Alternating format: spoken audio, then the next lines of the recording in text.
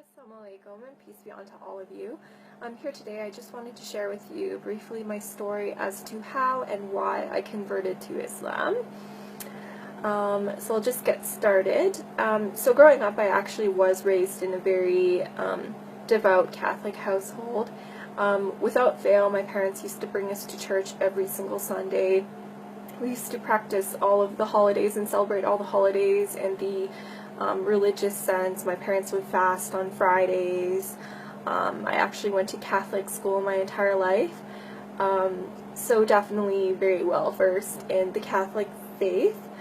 But the one thing I will say is, even just growing up, I did know a lot about the faith, but I was never really brought to think about why I was particularly doing things, or you wouldn't really think very deeply into theology particularly.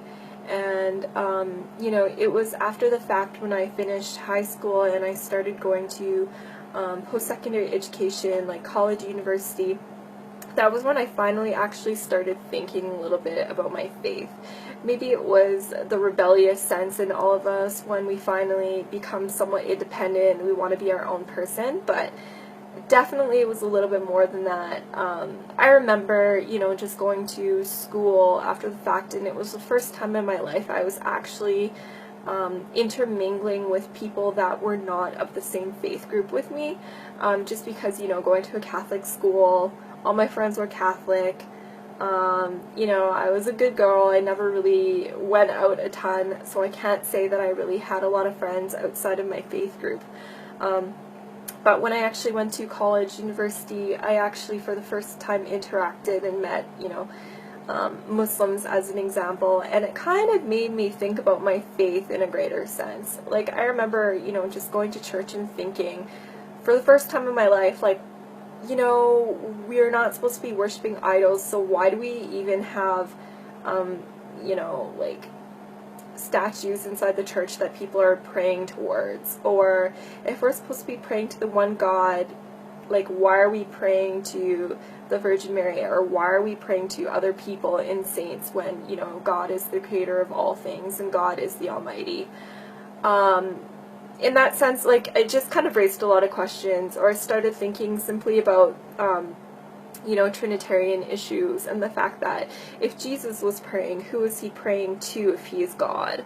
Or why would he be in need particularly? Like, a lot of these things, no matter who I would talk to, wouldn't really have a great resolution.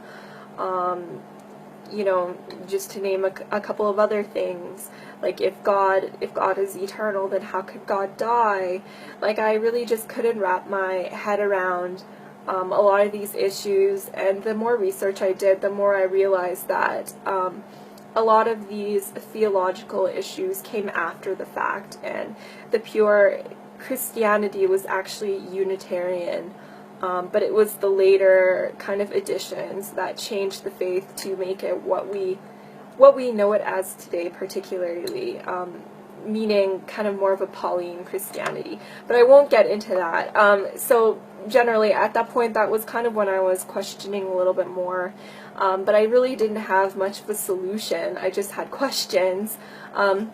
I started kind of looking into agnosticism, just because I figured, if Christianity is wrong and, all of these other religions are quote-unquote polytheistic, and I can't really accept that. They're either polytheistic or they're not particularly religions. They're more kind of like ways of thinking and whatnot.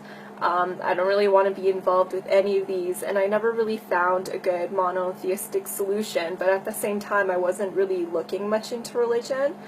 But then I got to a point where I actually got in discussion about religion with some Muslims, actually, when I was at school. And I really didn't know much about their faith, to be quite honest. I had all of the stereotypical kind of ideas as to what Islam actually was. The fact that it was terrorist mongering and a violent faith, and you know, they just want to convert everyone by the sword, quote unquote, or, you know, intolerant, they just want to kill everybody that didn't agree with them.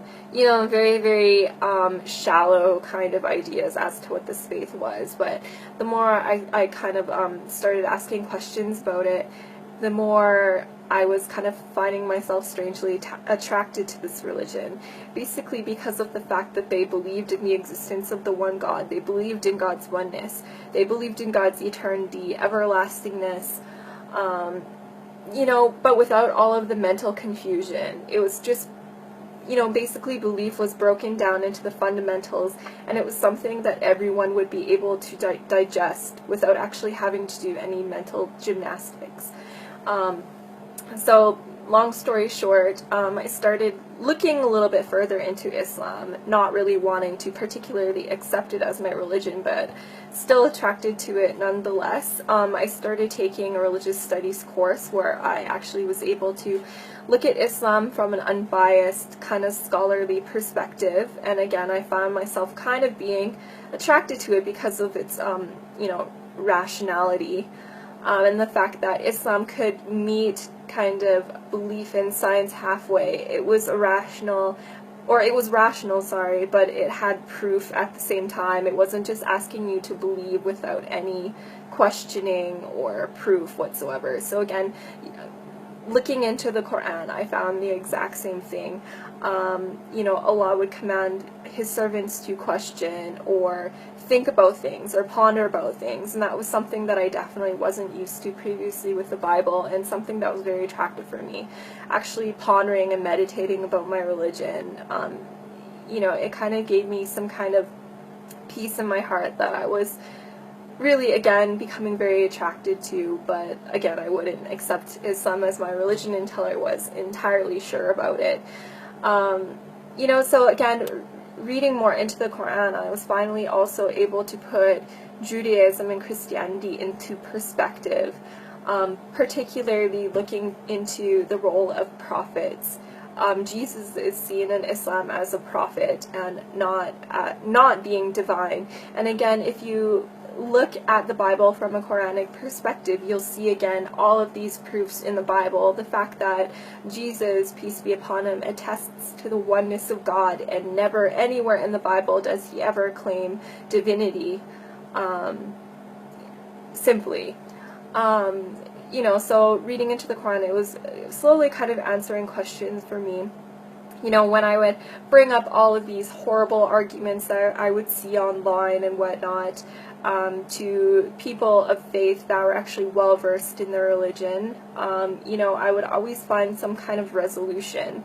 Whenever I had a question about Islam, I always thought that it would kind of be a breaking point, and this would be the reason why I can't particularly believe in this faith, but it always ended up being to the contrary. And you know, along my journey, I was probably looking into Islam for maybe about, I would say, 2 years or so, and it was continuously the same thing, where it was working for my benefit and not on the contrary. And basically, whenever I would see all of these negative comments online or get all these negative comments from people, or even myself argue with people, it would just bring me to gather more knowledge about the religion, and actually got me to a point where I was very comfortable accepting Islam for what it was, but I still didn't make that final step of affirming my faith. And then I found it was actually just one very last driving point that brought me to accepting Islam. When I was actually very close to accepting Islam, I was doing an internship in Edmonton, where I was in school at the time. And this was coming to an end, and I was on my way back to Calgary, where I would actually be living with my older sister for the first time in many years, because she had actually been in Edmonton for university and I was in Calgary. It was just a big jumble. But anyways, so that was the very first time I would be living with her in years. And I just remember one morning, I remember this very vividly, and it was actually the middle of Ramadan. I wasn't practicing or anything yet at that point. I'm still looking into Islam, but I heard like some crazy rustling noises and business going on in the kitchen, And I was like, what is this? What is going on? And it was really early in the morning, and then I found my sister in there eating a bowl of cereal, and like she had all this food around her. And I kind of questioned her as to what she was doing, and I realized at that point that she was trying to attempt to fast. So everything kind of came together at once, and I realized that at the same time when I was looking into Islam, my sister was also, even though we were separately living in completely different cities and didn't talk about religion whatsoever, we were actually going through the exact same thing. So that kind of brought me to a point where I was feeling a little bit more comfortable in my decision, to potentially accept Islam. And my sister and I, we ended up actually going to a lot of religious lectures and lessons together, and kind of furthering our knowledge together and searching together. And we got to a point a few months later where we actually ended up attesting and affirming our faith in Islam together and saying our Shahada, Alhamdulillah. And since then, it's been about 4 years. So I've, since then, my life has changed dramatically, for the better. Finally, as a person, I feel so whole. Before Islam, I would go to bed at night and I would honestly not be able to sleep because I felt like I was purposeless. And I felt like, extreme fear of, what was going to happen to me. Am I just like this lump of flesh and I'm just gonna die and rot in the ground? Like, I just really felt unfulfilled, and I felt like there was no purpose for me. But in my life now, I can say that every single moment of every day, I feel like I'm accounting for it, and I actually have a purpose, and our purpose is to worship the Creator and devote our life to the Creator in the way that He has outlined in the Quran. Very, very simply speaking. But anyways, so that's my story. I'm going to keep it short and leave it at that, but inshallah, I hope any of you out there perhaps benefited from this story, and I hope to be of service to anybody, with any questions about Islam whatsoever. I would love to kind of dispel any myths and use my knowledge that I've gained over the past couple of years to, maybe inspire you guys in some way, or at least provide you with some knowledge, or answer any of the questions that you've been burning to have answers to. But for now, assalamu alaikum.